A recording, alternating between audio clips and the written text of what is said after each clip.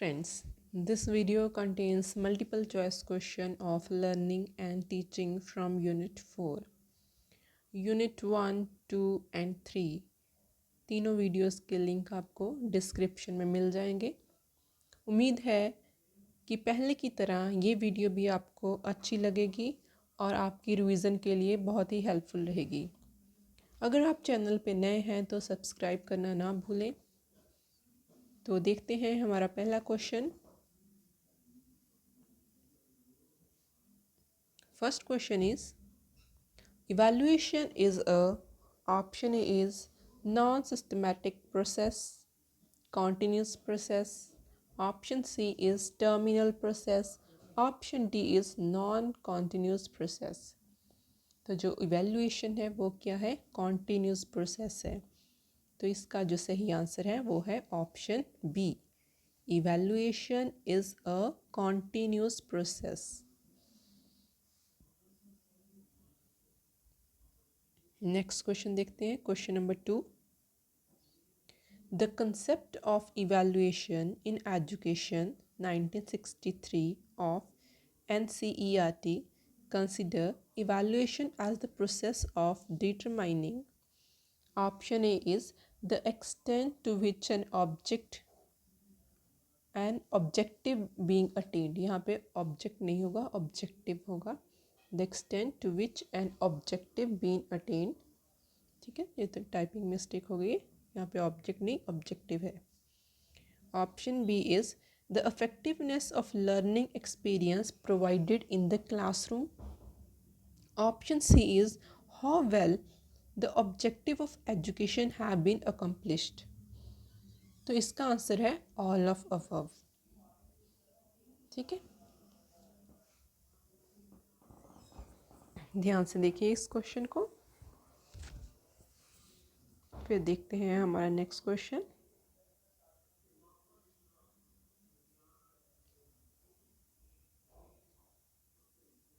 Question 3 is which of the following is not a characteristics of evaluation. अभी 4 option है, इनमें से कौन सी इवैल्यूएशन की करेक्टरिस्टिक नहीं है। पहली है it is not confined to classroom. Option B is it is confined to classroom. Option C is it is comprehensive concept. Option D is it is compound objective observation. तो जो नहीं characteristic है वो है option B, it is confined to classroom. ठीक है, जो evaluation है सिर्फ वो क्लासरूम तक ही कन्फाइंड नहीं है।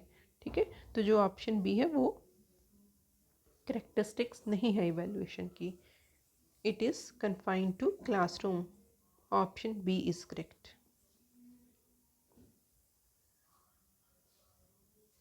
नेक्स्ट क्वेश्चन देखते हैं।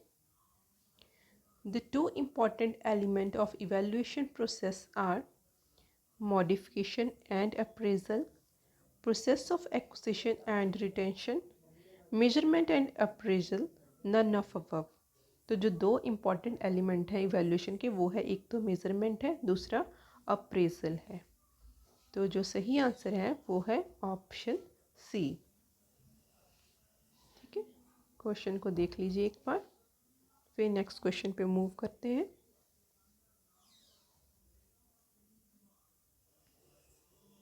चलिए देखते हैं नेक्स्ट क्वेश्चन। अब question number 5, what is the need of evaluation. Evaluation की क्या ज़रूरत है। Option A is improvement of instruction. Option B is to improve students personality. Option C is to test achievement of people and D is all of above.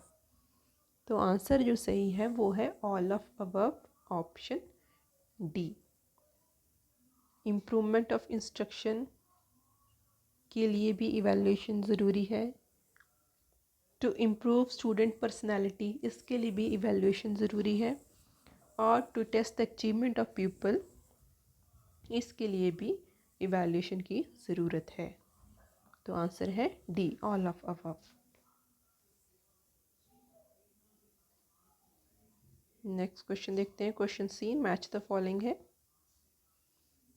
पहला है oral test, performance test, ऐसे type test, observation. दूसरी side पे है student is to perform a task rather than select answer from readymade list. B है to view the participant in real world. C है a student response to assessment task is verbal. D is expected to answer in detail. तो जो ऑरल है वो तो सी के साथ match करेंगे उसको। A student response to assessment task in verbal, ठीक है, जो बोल के चीज़ बता दे उसको ओरल टेस्ट बोलते हैं। परफॉर्मेंस टेस्ट, परफॉर्मेंस टेस्ट आएगा student is to perform a task rather than select answer from readymade. एक स्टूडेंट को एक टास्क परफॉर्म करनी होती है, उसके अकॉर्डिंग उसकी परफॉर्मेंस को टेस्ट करते हैं कि इस सिचुएशन में एक स्टूडेंट कैसे काम करता है, ठीक है। तो जो इसका सही आंसर है वो है ई के साथ इसको मैच करेंगे परफॉर्मेंस टेस्ट को। सी है ऐसे टाइप टेस्ट। ऐसे टाइप टेस्ट क्या होते हैं, इसको हम मैच करेंगे डी के साथ, expected to answer in detail. जो आंसर हम डिटेल में देते हैं उसको ऐसे टाइप बोलते हैं।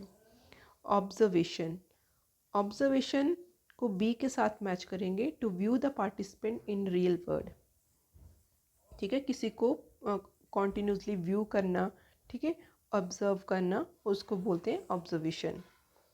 जो ठीक आंसर है वो है option B, CADB।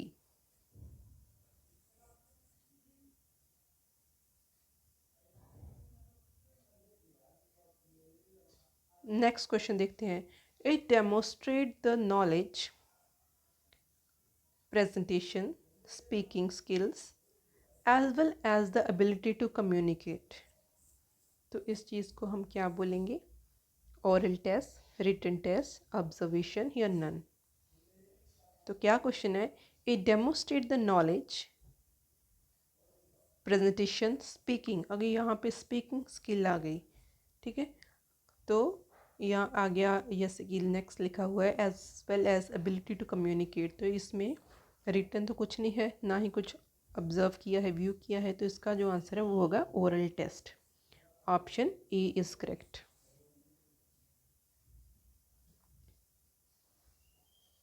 Next question है structured observation work according to plan. जो स्ट्रक्चर्ड ऑब्जर्वेशन होती है वो प्लान के अकॉर्डिंग वर्क करती है, whereas the unstructured observation, जो कि अनस्ट्रक्चर्ड ऑब्जर्वेशन होती है, has a freedom to note down what one feel is correct.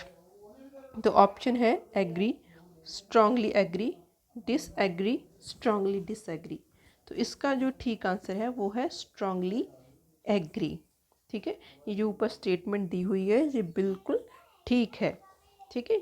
ये था हमारा क्वेश्चन नंबर 8। अभी देखते हैं नेक्स्ट क्वेश्चन, इसको एक बार ध्यान से देख लीजिए। Question number 9, summative evaluation. इसके अकॉर्डिंग स्टेटमेंट्स दी हुई हैं, देखते हैं इनमें से कौन सी ठीक है। Summative evaluation conducted at the end of learning program. Option B is intended to generate feedback to improve and accelerate student learning. C is done throughout education system. D is aimed to support and advance student in their learning. तो summative evaluation क्या है, it is conducted at the end of learning program, ठीक है। तो जो बाकी statement है वो फॉर्मेटिव इवैल्यूएशन से रिलेट करती हैं, ठीक है, बी, सी और डी। पर जो समेटिव है वो एंड में, जो लर्निंग प्रोग्राम के एंड में कंडक्ट करवाते हैं, ठीक है। और ये फीडबैक है, ये बी है, ये भी फॉर्मेटिव की ये दी हुई है स्टेटमेंट, ठीक है। सी और डी तीनों जो स्टेटमेंट है ये फॉर्मेटिव इवैल्यूएशन की हैं, और समेटिव के जो सही है वो है ऑप्शन ए। नेक्स्ट क्वेश्चन देखते हैं, इसको देख लीजिए एक बार।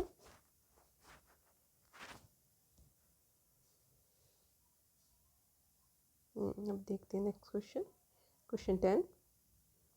A dash is an examination to identify an individual's specific area of weakness and strength in order to determine a condition, disease, or illness. Option A is achievement test, diagnostic test, observation, summative evaluation. अभी summative evaluation तो ये बिल्कुल नहीं है, ऊपर में से एक हो सकता है। इसका जो सही आंसर है वो है diagnostic test. Option B is correct for this.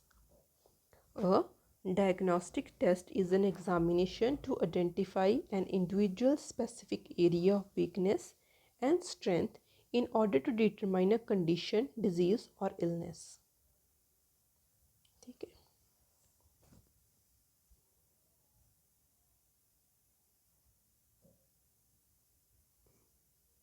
चलिए देखते हैं अभी नेक्स्ट क्वेश्चन। नेक्स्ट क्वेश्चन है match the following. Interview, questionnaire, checklist, rating scale. और दूसरी साइड है usually refer yes no format, a device by which the opinion concerning a trait can be systematized, technique for collecting data, face-to-face interaction between researcher and a participant।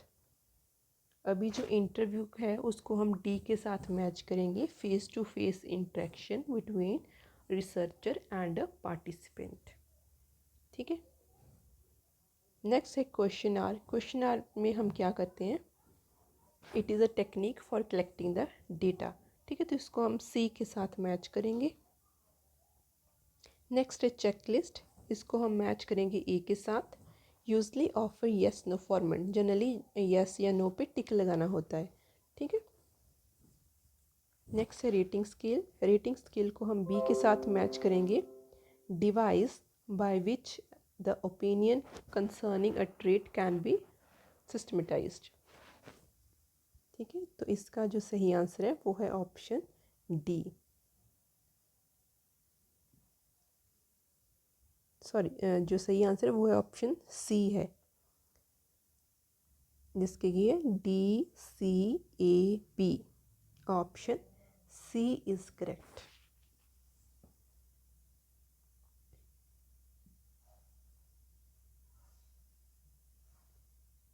Next question देखते हैं आप। Question number 12, which test has broad sampling of topic as strength? Objective test, short answer, essay type, problem type। तो इसका answer है essay type। Which test has a broad sampling of topic as a strength? वो होते हैं essay type।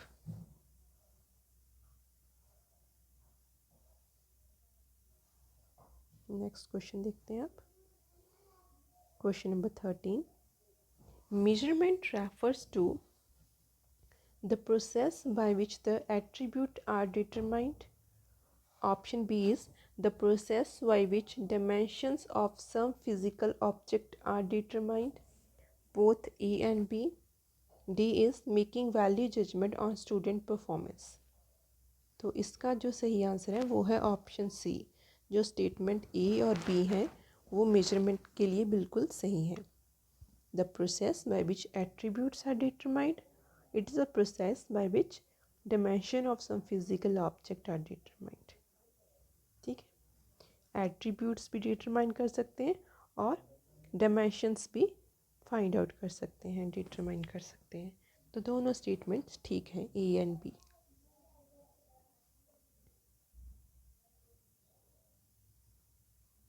चलिए देखते हैं next question.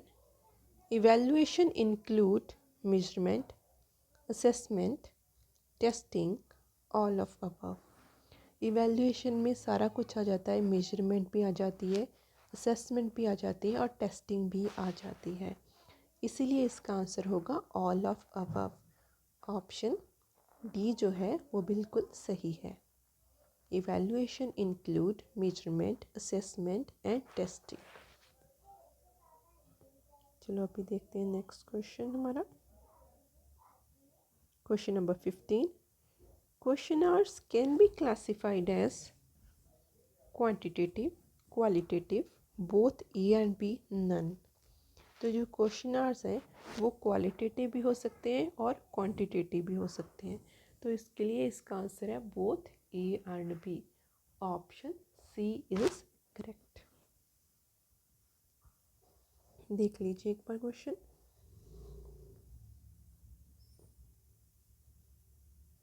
चलिए देखते हैं, हम नेक्स्ट क्वेश्चन देखते हैं। Question number 16। Dash test measures the extent of student learning in a given content area. Achievement test, aptitude test, diagnostic test, readiness test। तो इसका जो ठीक आंसर है वो क्या होगा? Option A, achievement test. Achievement test measure the extent of students learning in a given area of content या given content area. ठीक है, ऑप्शन ए इज करेक्ट।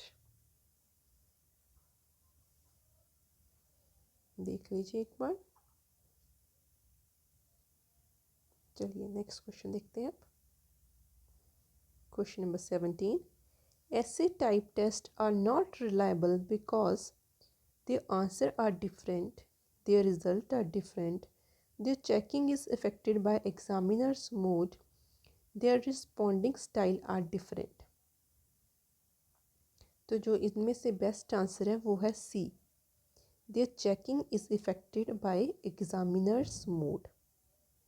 ठीक है, सारी ऑप्शंस एक बार देख लीजिए। जो इसमें से बेस्ट है वो है C option.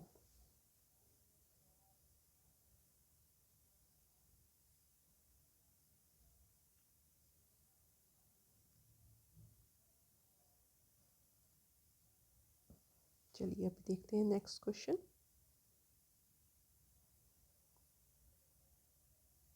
Question number 18। Which type of evaluation is carried out at the end of course of study? Summative, assessment, formative, A and B।